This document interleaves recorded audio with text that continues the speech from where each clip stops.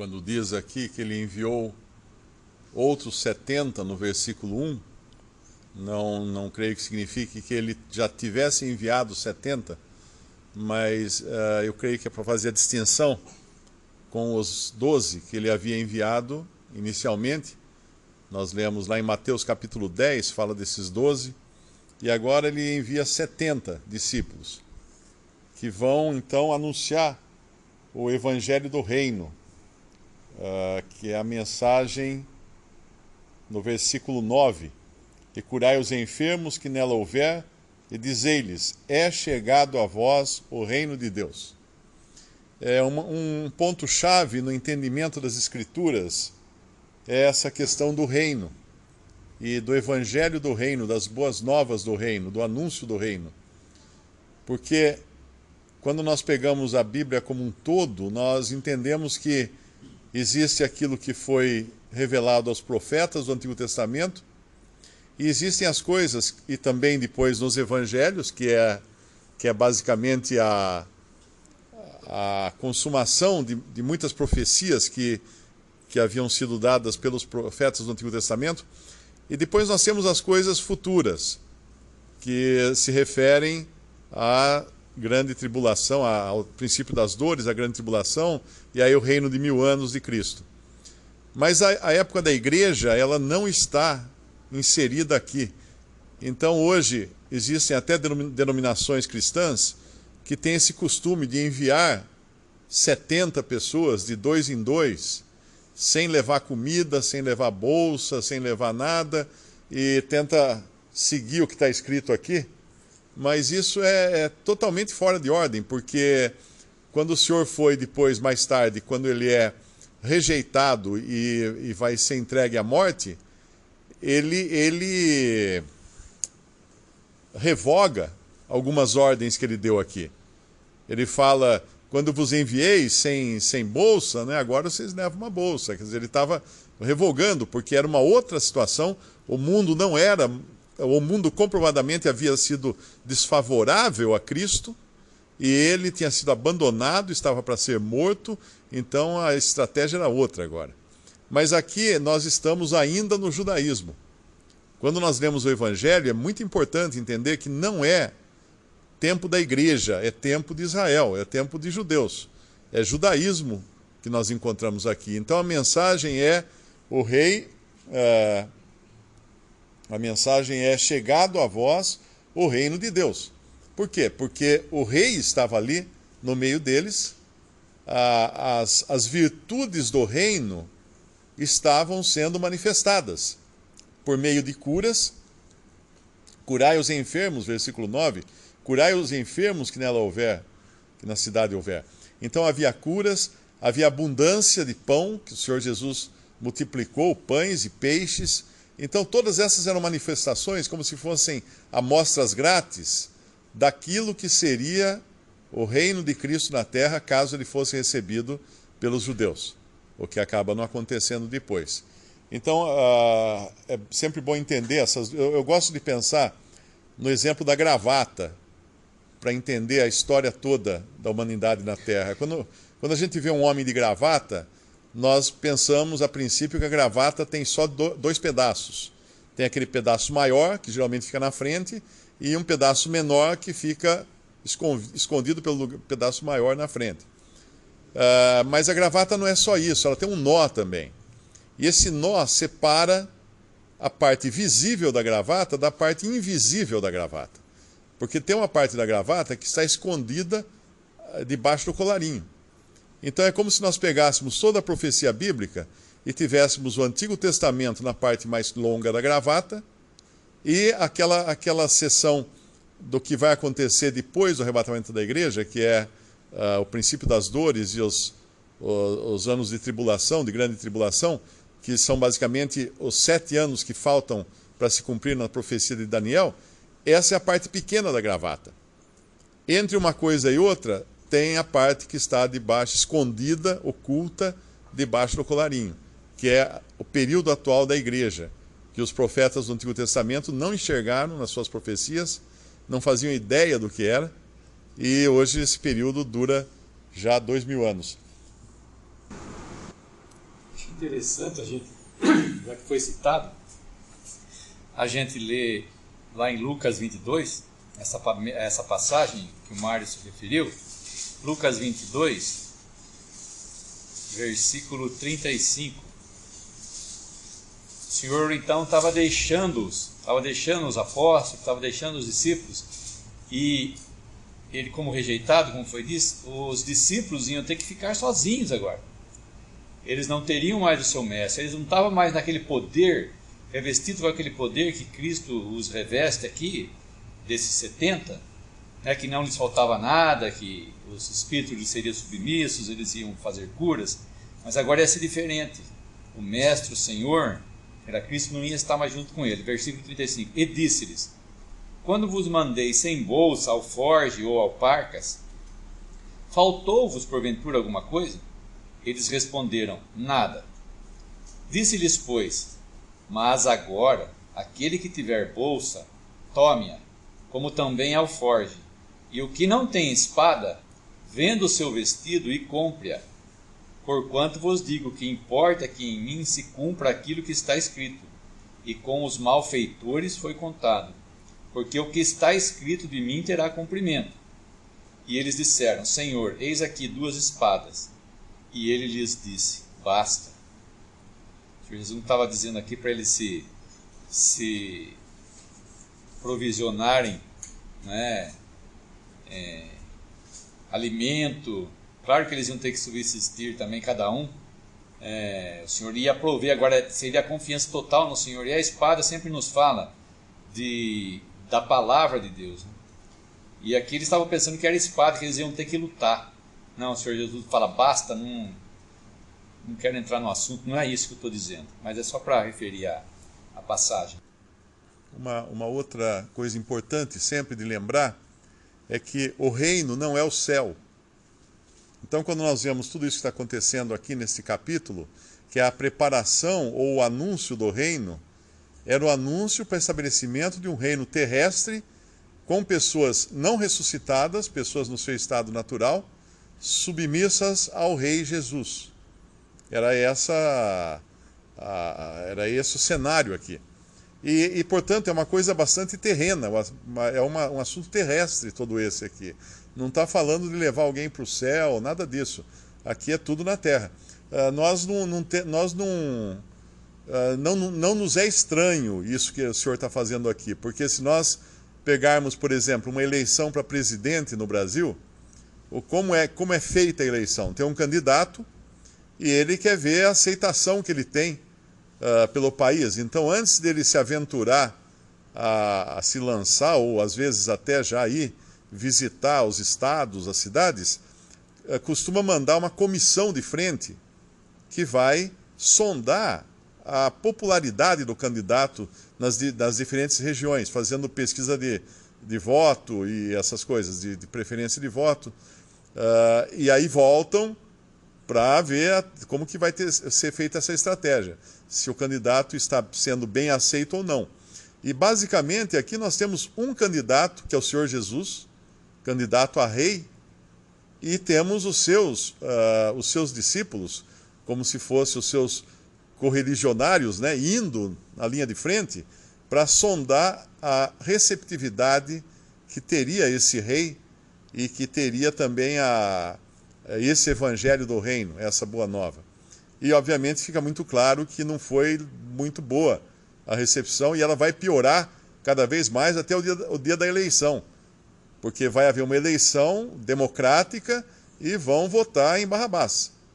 Vão escolher Barrabás em lugar de Jesus, para que fosse solto lá na hora da condenação. E então aqui, até essa dependência que eles teriam que ter de não levar bolsa e ficar na casa da pessoa que os recebesse, iria mostrar como estaria, né, se estaria bem ou não a receptividade. Mas, continuando na história, nós vamos descobrir depois que o Senhor vai sendo cada vez mais rejeitado, até que no final muitos que foram curados por ele, que foram alimentados por ele, estarão levantando os punhos e gritando: crucifica-o, crucifica-o. primeira vez que ele envia os 12, tem uma referência lá em Mateus 10, versículo 5. Mateus 10, versículo 5. Jesus enviou estes 12 e lhes ordenou, dizendo: não ireis pelo caminho das gentes, nem entrareis em cidades de samaritanos, mas ide antes as ovelhas perdidas da casa de Israel. Na nossa passagem, não é mais desses 70 uma distinção da primeira, dos 12, desses 70, é que eles seriam enviados agora como cordeiros no meio de lobos. Israel estava sendo chamado aqui como lobo. A nação de Israel, que rejeitou o seu Messias, está sendo chamada aqui como lobo. Então eles seriam enviados agora, depois de toda a revelação que eles tiveram do Senhor Jesus no Monte Santo, de eles virem tudo, da rejeição do Messias, que ele diz que, na nossa passagem, que ele seria rejeitado, que nós lemos. E agora, então, Israel se torna lobo. Não é mais as ovelhas perdidas da casa de Israel. Então eles já estavam o quê? Prevenidos de como eles seriam tratados, que haveriam lobos. E pensando nessa passagem, eu lembrei lá em Atos capítulo 20, esqueci onde Paulo estava aqui, versículo 27, ele estava em Éfeso, não sei se ele estava em Éfeso aqui, Éfeso, né? Porque nunca, Atos 20, versículo 27, porque nunca deixei de vos anunciar todo o conselho de Deus. Olhai, pois, por vós e por todo o rebanho sobre que o Espírito Santo vos constituiu bispos, para apacentardes a igreja de Deus, que ele resgatou com o seu próprio sangue. Porque eu sei isto, que depois da minha partida entrarão no meio de vós lobos cruéis, que não perdoarão ao rebanho, e que entre vós mesmos se levantarão homens que falarão coisas perversas, para atraírem os discípulos após si. Portanto, vigiai, lembrando-vos de que durante 3 anos não cessei noite e dia de admoestar com lágrimas a cada um de vós. Mileto? Ele estava em Mileto. Bom. Corrigindo a Mileto. Corrigindo aqui o Mar Mileto. Ele mandou chamar os anciãos dela. Então, depois da partida de Paulo, não ficaria mais tudo bem, enquanto eles tinham Paulo também, mas eles iam ficar com a doutrina de Paulo. E os lobos, falarão o quê? Atrairão discípulos após si, versículo 30 do nosso trecho que nós estamos em Atos aqui. Então eles chamariam a atenção não para Cristo, mas para si mesmos. E é o que nós vemos na cristandade professante, esses falsos mestres, falsos apóstolos, falsos discípulos, falsos mestres que estão atraindo o quê? Atraindo pessoas para Cristo? Não, estão atraindo pessoas para eles mesmos. O versículo 2, embora seja usado normalmente dentro do contexto cristão da igreja, e é válido também, ele tem um caráter muito mais aqui voltado para os judeus. Mas o princípio se aplica também no fato de que quem envia obreiros para a seara é o Senhor. Versículo 2. E dizia-lhes: grande é em verdade a seara, mas os obreiros são poucos. Rogai, pois, ao Senhor da seara que envie obreiros para a sua seara. Esse princípio é importante a gente ressaltar, porque ele não é levado em consideração na cristandade, onde os missionários ou os obreiros são enviados pela organização, pela igreja X ou Y, Z, ou pelo líder, ou por uma organização missionária, quando na verdade é o Senhor quem envia um obreiro. É dele a obra só. Ele é o dono da obra. Não tem ninguém que pode. Ninguém poderia falar assim: eu vou enviar um obreiro então. Então, você vai lá na África pregar o evangelho. Mas quem sou eu para mandar um obreiro lá pregar o evangelho? Não existe isso. É o Senhor. O Senhor coloca no coração da pessoa, a pessoa sente no coração esse chamado e vai. E vai. Obviamente vai em comunhão com os irmãos, vai em paz, mas vai levado pelo Espírito Santo. Como o Espírito Santo levou Filipe, né, até o caminho de Gaza, que estava deserto.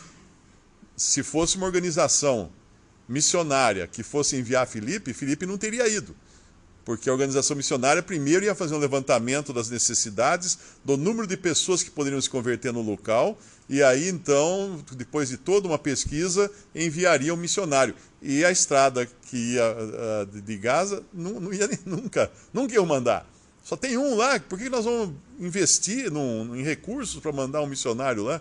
E na verdade o Espírito Santo é que faz, e isso é belo, né? Isso é uma coisa bonita de ver nas Escrituras. Eu estive visitando alguns países da América do Sul e eu conheci irmãos que eram obreiros, e nós sabemos de irmãos que vão para a África, que vão para a China, que vão para a Índia. Eu sinceramente quero dizer o seguinte, que eu não ficaria mais do que uma semana nesses lugares.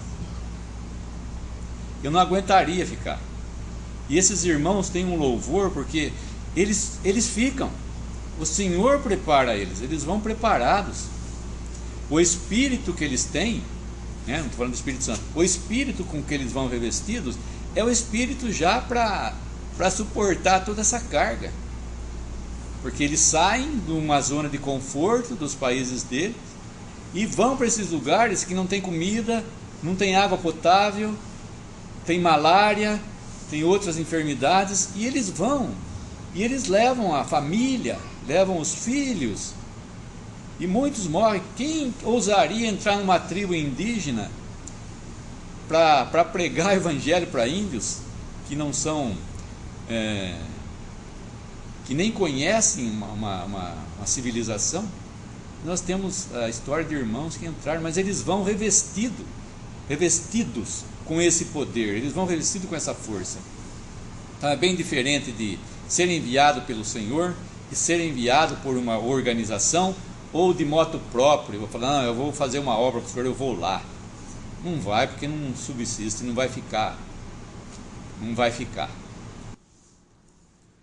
Um outro princípio também importante está diretamente relacionado a isso. Esse capítulo é cheio de princípios que a gente pode aplicar também no cristianismo.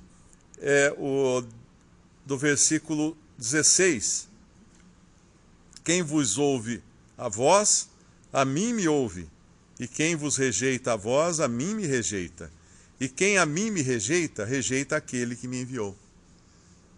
Uma pessoa que é enviada por Cristo para qualquer obra que seja, não precisa ser lá do outro lado do mundo, pode ser até na casa do vizinho, ela está sendo enviada por Cristo. Então ela tem essa delegação, ela é um delegado de Cristo, vamos chamar assim. Ela tem essa autoridade para falar em nome de Jesus.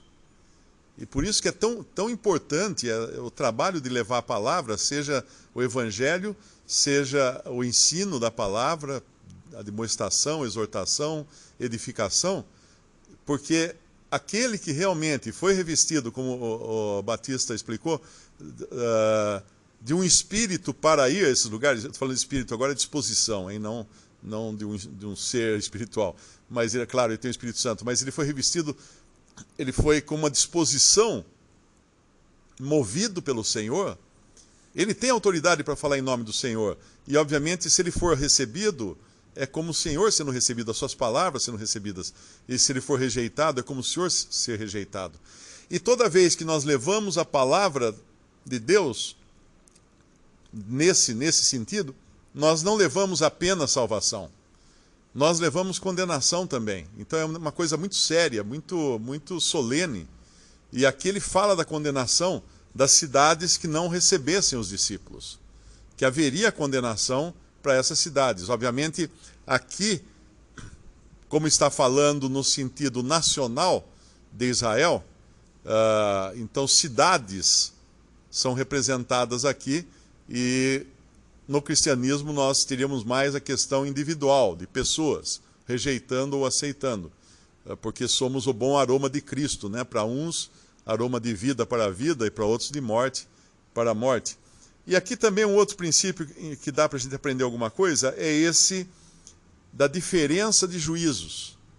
Muitas vezes as pessoas perguntam, mas então a pessoa quem for condenado está condenado, é tudo igual. Não, não é tudo igual, porque aqui demonstra que Deus tem também diferentes graus de juízo para diferentes situações.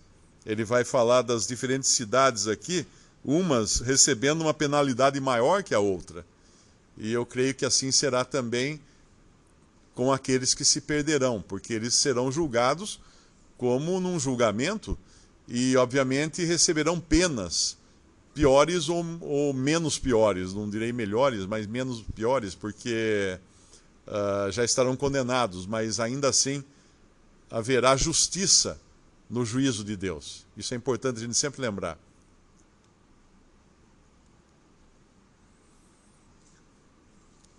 E como a gente viu no capítulo 9, né, mais uma vez vem à tona o coração dos discípulos. Por maior boa vontade que eles tenham feito a obra, estava lá a carne ainda, como havia nos discípulos do capítulo 9, onde havia toda aquela disputa para ver quem era o maior, de tentar proibir os que expulsavam demônios, que eles não conseguiram expulsar, de querer lançar fogo sobre aqueles que não quiseram receber o Senhor Jesus. Então essa mesma carnalidade, vamos chamar assim, acompanha também aqui, porque nós vemos que eles voltam, e qual seria a melhor notícia?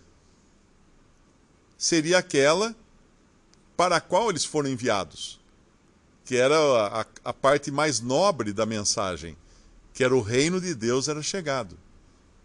E eles poderiam voltar e falar assim: Senhor, as pessoas realmente querem receber o Senhor como rei, ou algo assim. Mas, obviamente, como todo ser humano, eles dão preferência à parte mais espetacular da missão, que é o versículo 17, voltaram os 70 com alegria, dizendo: Senhor, pelo teu nome até os demônios se nos sujeitam. Esse era o lado espetacular da coisa, mas a parte mais nobre certamente seria eles voltarem reconhecendo que muitos haviam recebido eles como se recebesse o próprio Senhor.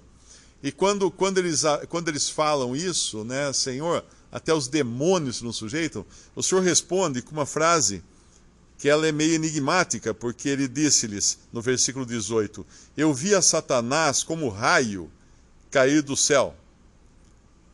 Eu não creio que ele estivesse se referindo aqui à queda de Satanás antes da criação do homem, mas talvez ele esteja falando aqui muito mais da queda real, quando Satanás e os seus anjos serão lançados, expulsos do céu, em Apocalipse, eu acho que é capítulo 12, se não me engano, capítulo 12, quando eles serão lançados na terra. Mas o interessante disso aqui é que, e às vezes muitas pessoas me escrevem perguntando assim, mas Satanás já foi expulso do céu então? Não, Satanás não foi expulso do céu. Mas como é que fala que ele caiu do céu? Caiu posicionalmente. É importante entender que uma pessoa quando cai, por exemplo, o presidente caiu, não significa que ele tropeçou e foi ao chão. Não, ele caiu do posto que ele ocupava antes. E Satanás é um anjo caído do posto que ele ocupava. Mas ele está hoje com acesso às regiões celestiais. Porque senão nós não teríamos nem como fazer aquela oração de Efésios 5, que eu acho, que é orando, lutando, né? Não temos que lutar contra a carne e o sangue, mas contra as potestades nos lugares celestiais. E se não tivesse nenhum anjo caído nos lugares celestiais, seria em vão a nossa luta, estaríamos apontando as nossas armas para o lugar errado. Mas é contra os lugares celestiais, onde estão esses seres, que nós apontamos a nossa arma quando nós lutamos em oração, conforme fala lá em Efésios. Mas a outra coisa que é interessante é a localização desse versículo 18, estar bem aqui, logo depois deles vamos chamar assim, eles se gabarem, né, de que até os demônios se sujeitavam. Porque, de uma certa maneira, o Senhor estava falando assim, olha, até Satanás caiu. Até Satanás eu vi cair. Tem um versículo que fala, não sei se é Provérbios ou Cantares, que a soberba precede a ruína. Então, o cantar vanglória ou se vangloriar de algo é sempre perigoso, porque pode vir em seguida uma queda. E talvez seja esta também a serventia do versículo 18 nesse momento aqui para os discípulos. A urgência da mensagem, nós vemos no versículo 4, no final, e a ninguém saudeis pelo caminho. Não era para eles serem sem educação? Não vai saudar ninguém pelo caminho? Está ensinando a eles serem sem educação? Não. É por causa da urgência da mensagem. O Senhor Jesus está falando da urgência de pregar o reino. O restinho que faltava ainda antes de ele ser morto, de ser crucificado, eles tinham essa urgência de pregar. Então ele está se referindo que eles tinham uma pressa. E aqui não era para eles irem de casa em casa, versículo 7 no final. Não andeis de casa em casa. No primeiro trecho era para ele, em qualquer casa onde entrardes. Aqui também só que se houver, versículo 6, se houver algum filho da paz, repousará sobre ele a vossa paz. Então não era para uma, duas, três, uma do lado da outra. O Senhor já estava dirigindo eles para que eles entrassem exatamente na casa específica, onde houvesse algum filho da paz, na maior parte delas, né, que eu creio aqui, porque ele fala também de sacudir o pó dos pés, né?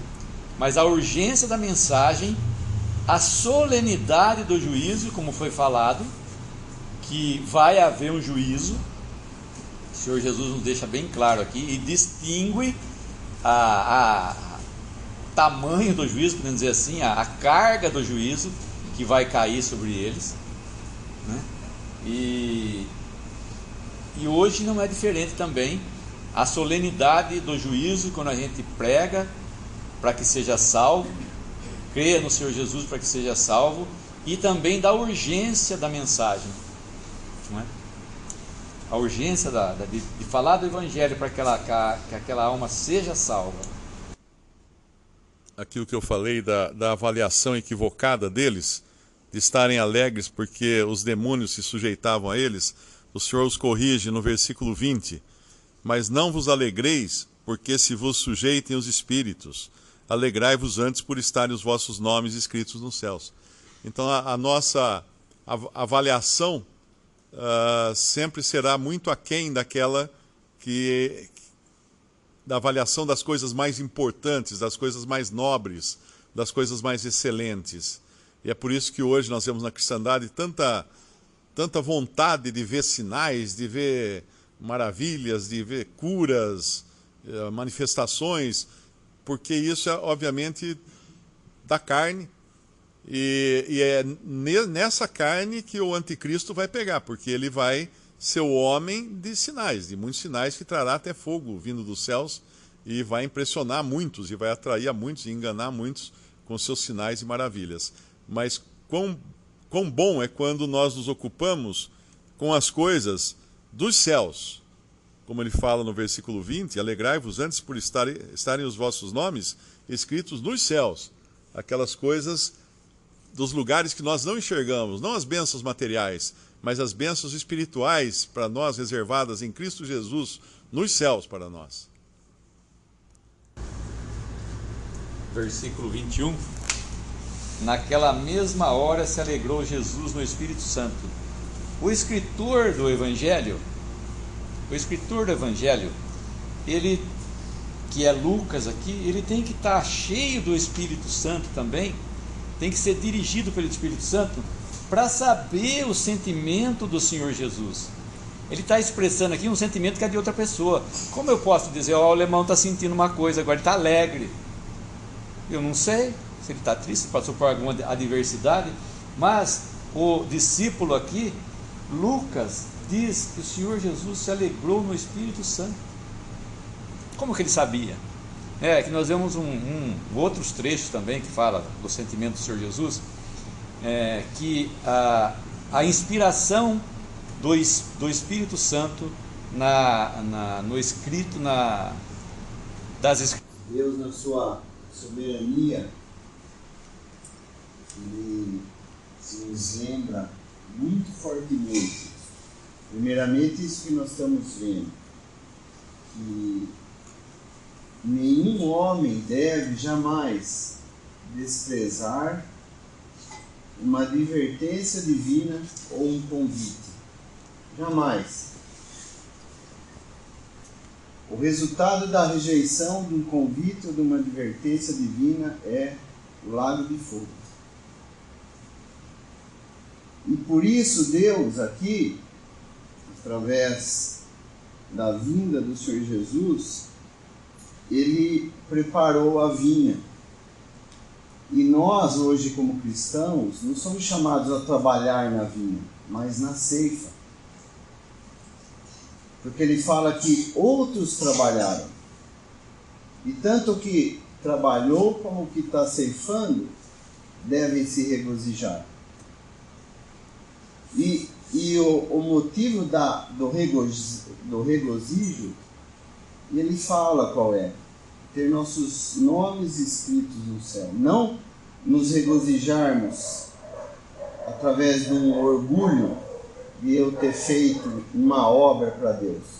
E infelizmente, irmãos, nós temos muitos exemplos assim, que muitos irmãos saíram na obra de Deus se achando mais importante do que outros, se regozijando na sua própria coragem de ir em tal lugar que é destemido, que é um lugar longínquo ou coisa assim. E nós vemos que é errado. A vinha não é nossa. Outros trabalharam. E a nós foi dado o privilégio de ceifar. Então nós vemos que importância é nós reconhecermos isso sempre. Jamais esquecermos que a obra, qualquer boa obra que nós possamos fazer para Deus, ela foi de antemão preparada para nós, para que tivéssemos o privilégio de poder fazer. Mas o regozijo deve estar em que nossos nomes estão, pela obra de Cristo, escritos nos céus. Então, é muito importante essa advertência que nos é falada aqui, tanto quando é falada do Evangelho do Reino para o povo de Israel, quanto o que é falado hoje no Evangelho da Graça de Deus. Se nós estamos aqui hoje, ou nós ouvimos um pregador um dia pregar o Evangelho, ou lemos um folheto, é sério, é muito importante darmos ouvidos e considerarmos profundamente quão importante é ouvir a advertência e o convite de Deus.